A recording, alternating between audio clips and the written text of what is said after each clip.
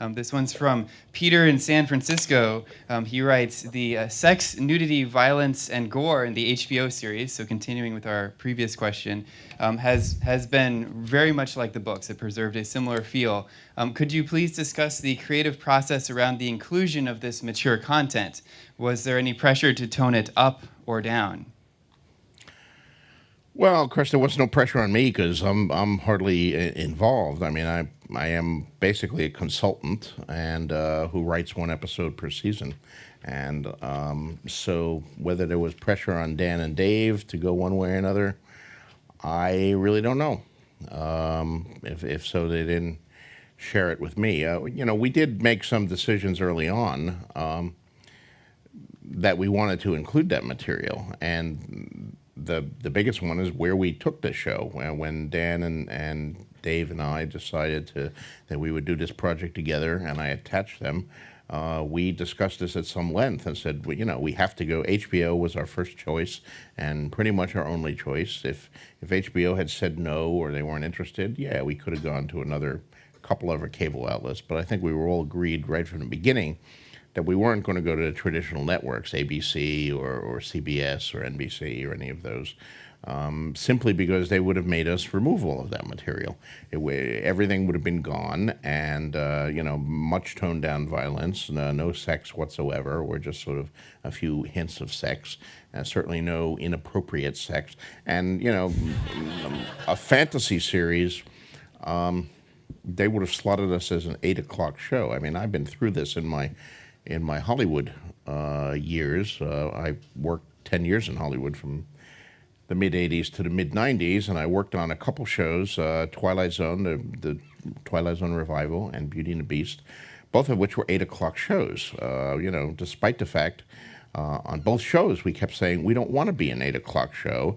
We want to be like a 9 o'clock or a 10 o'clock show because the standards and practices, the censorship things are a little looser there, and you can do a little more material, and the network guys would promise us, oh, well, we know that. We really think of you as an adult show, not a kiddie show, but, we have no room on a schedule, so we'll put you as an 8 o'clock show, but we'll treat you as a 9 o'clock show. And then we would be put as an 8 o'clock show, and those guys, who were the programming guys, would suddenly no longer be around, and instead we'd be dealing with standards and practices guys who were censors who were saying, I don't care what programming told you, you're an 8 o'clock show, and these are our 8 o'clock standards. So we made a decision right away, we're going to go with HBO.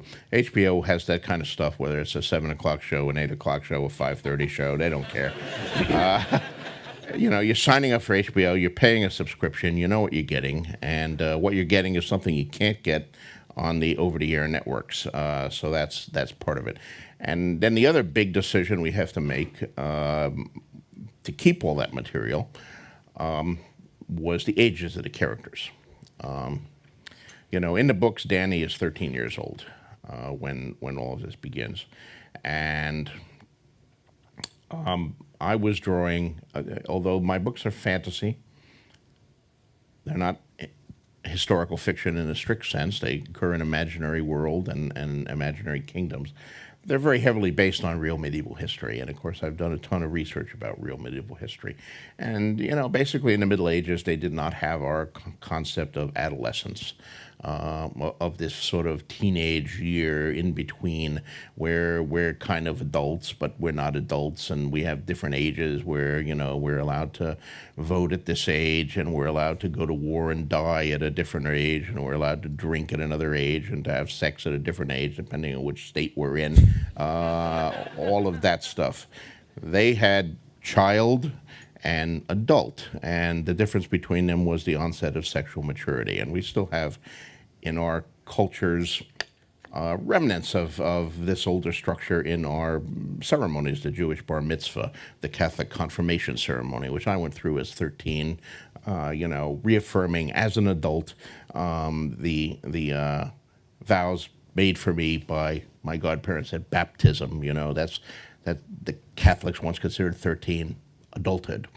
And I promise you that even when I went through my confirmation ceremony, my parents no longer did not consider me an adult even afterwards that I went through the rite of passage. So, you know, these things are just remnants now, but they weren't remnants in the Middle Ages, and they're not in the books. We have a very different way of looking at things. So I was using that based on historical precedent. But there was no way that was going to fly in our present environment. We couldn't do that. If we had cast a 13-year-old Dany, there could have been no sexual stuff whatsoever with her. And even if we had cast like a 17-year actress playing a 13-year-old, there are some very stringent laws in like the United Kingdom. You can't do that. Even if you have an actress who's past the age of consent playing someone who's under the age of consent, you cannot have a sexual situation because it gets into the whole child pornography thing and stuff like that. So we have a 22-year-old actress playing a 17-year-old Dany instead of a 17-year-old actress playing a 13-year-old Dany. And, you know, we did that deliberately so we could include this material. So I think that speaks to the fact that we did think it was necessary to the story we wanted to tell and all that. Of course, once you make that change, then you have to make all of the other changes, and you have to age up the other characters because Dany's birth ties to she was born posthumously 9 months after the Battle of the Trident and the fall of King's Landing, and so the ages of the other characters has to be adjusted accordingly, and it becomes a whole, once again, the butterfly effect. Instead, the whole thing is a tapestry, and you can't just change one string without the whole thing unraveling. So Dan and David made this whole series of changes, but a long answer to a short question, I guess. Good answer there. Yeah.